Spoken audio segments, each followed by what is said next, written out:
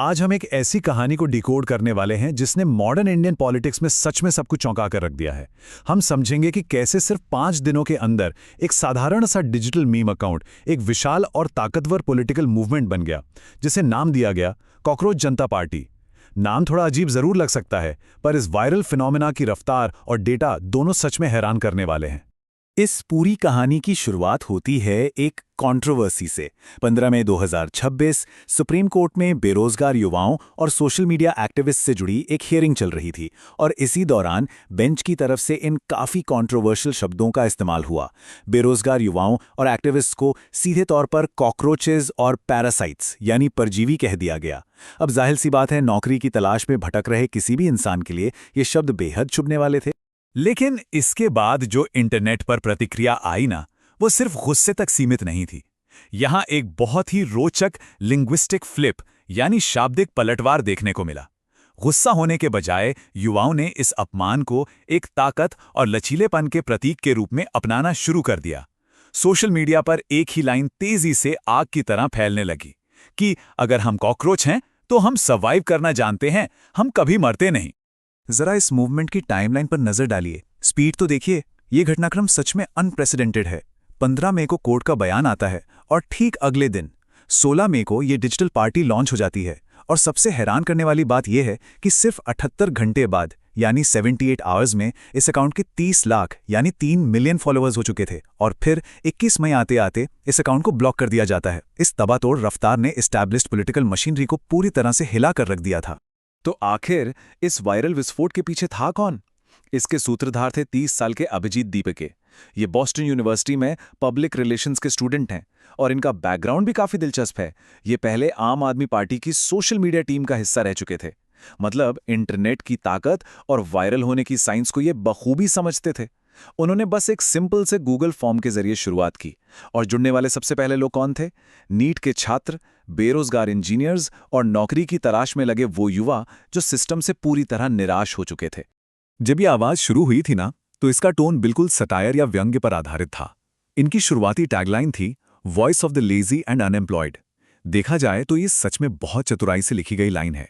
इस एक मजाक में उन करोड़ों युवाओं के दिलों को छू लिया जिन्हें लगता था कि पारंपरिक राजनीति उन्हें पूरी तरह इग्नोर कर रही है। शुरुआत भले ही मजाक थी, पर इसने एक बेहद सीरियस मुद्दे को फ्रंट पर ला दिया। इसके तुरंत बाद एक और नारा उभर कर सामने आया जिसने इंटरनेट पर पूरी तरह से धूम मचा दी, मैं भी कॉकरोच। ये एक बेहद स्नैपी और कैची स्लोगन था जो पास्ट के पॉलिटिकल कैंपेन्स जैसे बीजेपी के मैं भी चौकीदार का एक डायरेक्ट पैरोडी था। और इस एक नारे ने इस पूरे मूवमेंट को एक सॉलिड डिजिटल आइडेंटिटी दे दी। लोग गर्व से इसका इस्तेमाल करके बता रहे थे कि हाँ, हम इस आवाज का हिस्सा हैं। इस पार्टी ने तो लोकतंत्र की परिभाषा को ही अपने व्यंग्यात्मक अंदाज में ढाल लिया। इन्होंने अपने डिस्क्रिप्शन में जानबूझकर लेजी शब्द को जोड़ा।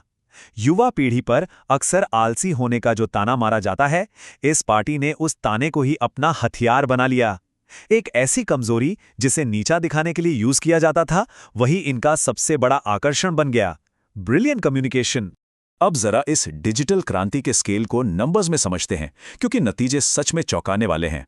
एक तरफ इंडिया की रूलिंग पार्टी बीजेपी, जिसके उस वक्त इंस्टाग्राम पर करीब 8.8 मिलियन फॉलोअर्स थे, और दूसरी तरफ एक सिर्फ 5 दिन पुराना मीम अकाउंट जिसके फॉलोअर्स थे सीधे 15 मिलियन यानी 1.5 करोड़। ये आंकड़े सच में किसी को भी सोचने पर मजबूर कर सकते हैं। असल में ये परंपरागत राजनीति और मॉडर्न इंटरनेट कल्चर का एक सीधा टकराव था। एक तरफ था एक ट्रेडिशनल जायंट जिन्होंने सालों की मेहनत, 18,000 से ज्यादा पोस्ट्स और करोड़ों के बजट के साथ अपनी रीच बनाई, और दूसरी तरफ एक वायरल अपस्टार्ट जिसने बिना किसी बजट के सिर्फ 5 दिनों में और महज 56 पोस्ट्स के साथ उस आंकड़े को आराम से पार कर लिया। ये साफ दिखाता है कि आज का इंटरनेट कल्चर कैसे बड़ी बड़ी हैवी बजट मशीनरी को भी मात दे सकता है।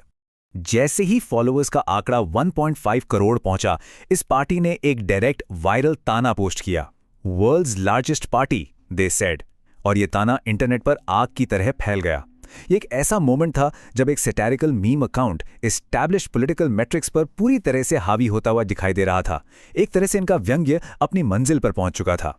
लेकिन हर कहानी में एक टर्निंग पॉइंट जरूर आता है। यहाँ माहौल तब पूरी तरह बदल गया जब नीट मेडिकल एग्जाम के पेपर लीक की चल रही खबरों के बीच एक छात्र की आत्महत्या की बेहद दुखद समाचार आई।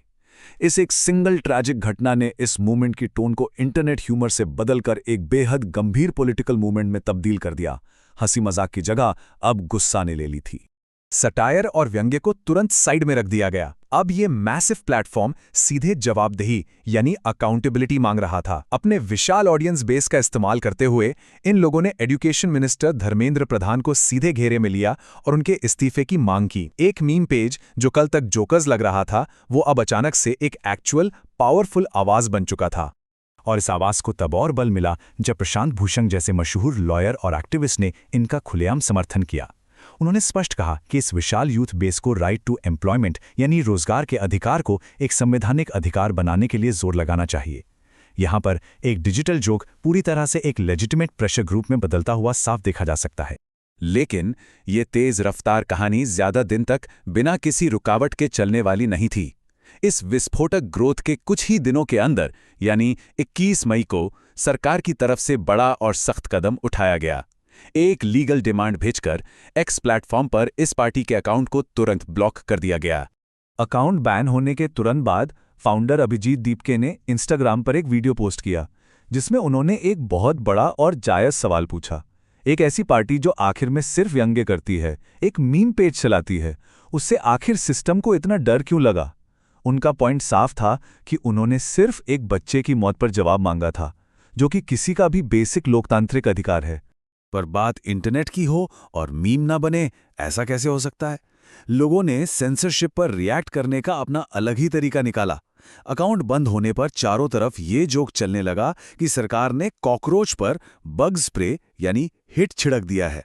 लेकिन इन जोक्स के पीछे का मैसेज बेहद साफ था कि इंसेक्ट स्प्रे से आवाजें कुछ ही वक्त तक दबाई जा सकती हैं, हमेशा के लिए नहीं।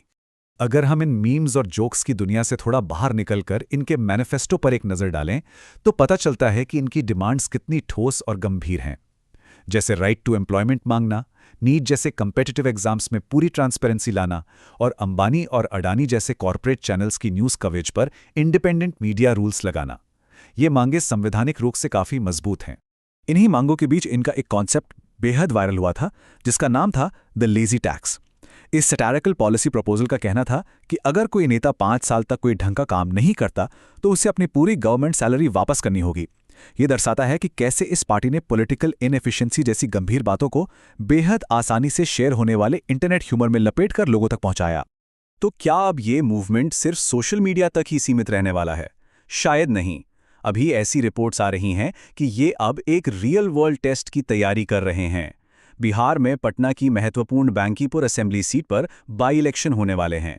वहां बीजेपी और प्रशांत किशोर की जन स्वराज पार्टी जैसी ताकतें तो हैं ही, पर ऐसी अफवाहें जोरों पर हैं कि कॉकरोच जनता पार्टी भी अपना वाइल्ड कार्ड कैंडिडेट वहां उतार सकती है।